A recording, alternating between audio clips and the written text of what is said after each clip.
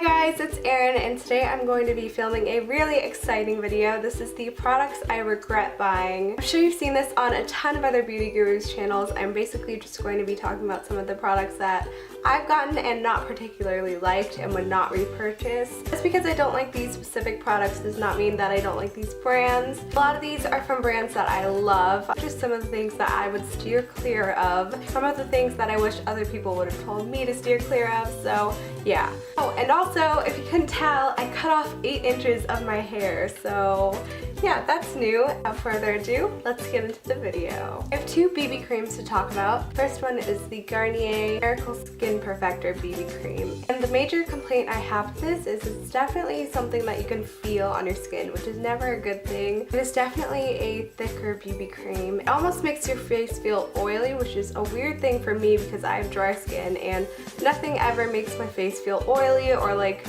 too heavy, and it's not that great of a product anyways. The coverage isn't the best, so just steer clear of this one. The other BB cream I have to talk about is like the polar opposite. This is the Maybelline Dream Fresh BB cream. And I will say is really light on your face. You can't really feel it at all, but it doesn't really do much of anything. Once you put it on, there's basically no coverage. It's not very moisturizing. It's not like an 8-in-1 product that it claims to be. I haven't even ordered pizza yet. Caitlin's in the background in case you guys couldn't tell. She's just chilling on my couch. And this is also like $10, so I think for that price it's just not something that I would want to get.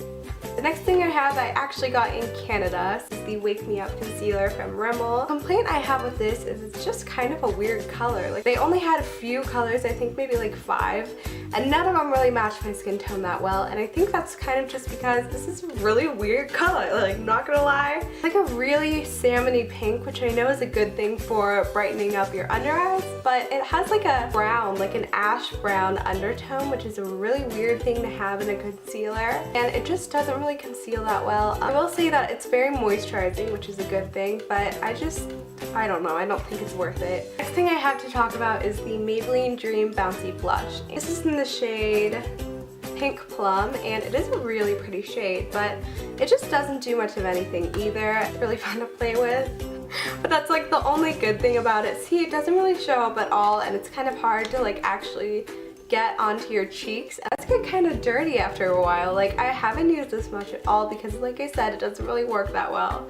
But it's already kind of like weird and like a fingerprinty, which is not a good thing. So the next thing I have is a CoverGirl blush, and this is actually a highlight shade. I got this a really long time back, and like the problem I have with this is a problem I have with a lot of the other ones. It just doesn't do much of anything, and it shows up on your finger. Like you can, God, that was my dog, I'm so sorry. You can see this shade there, but it just doesn't transfer onto your cheeks very well, or like your, what's the word, cheekbones. And I have tried a couple different shades in this, like of the regular blushes, and I kind of had like the same issue. The next product I have is the Maybelline Color Tattoos. The shade I have it in here is Pink Gold. I actually got this one in England, but there is a dupe for this color here. They're okay for like the first 2 days you get them, and then after like a week or so, they just completely dry out. It doesn't matter how you store them. You can have the lid like completely sealed up, and it just doesn't really work that well. Like, I just think that there's a lot of different products that you could use that are way better than these, like the NYX Jumbo eye pencils, which Caitlin loves. The MAC paint pots I use almost every day. I have these in a couple of different shades,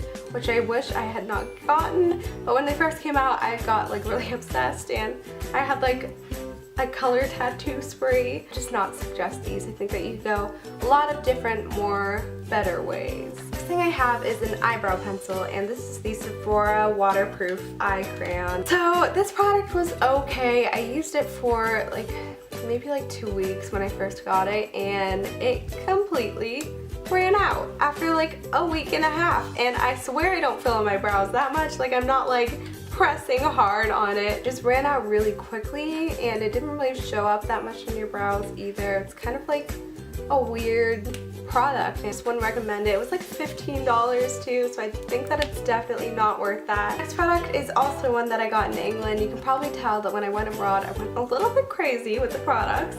Like I wasn't so informed on what to get over there, but if you are in England, then hopefully this helps you out. This is the Wink Black Marker for eyes. It's a really thick like tip because it's kind of harder to get in there and like make it more precise. So I feel like it's not that great of a product. Maybelline Master Precise I think is a lot better than this. Yeah, I would steer clear of this one. The next product I have is a high-end product. This is MAC's Black Track, and this is just a regular gel liner. I do really like this liner. I use it pretty regularly, but I just think that there's a lot of different directions you could go with like a gel liner that would be just as good. And this was like $20, so I don't know what I was thinking. I would not pay $20 for this again, especially because there's a lot of great dupes out there that work just as well or even better. It's not a bad product at all. If you have money to spare, then this is totally fine, but I just think that it would be a much wiser choice to go with like a Maybelline product or something like that. Those were the products I regret buying. Thank you guys so much for watching. I love you all so much, and I'll see you guys really soon. Bye! Lola's here! I'm so scatterbrained today.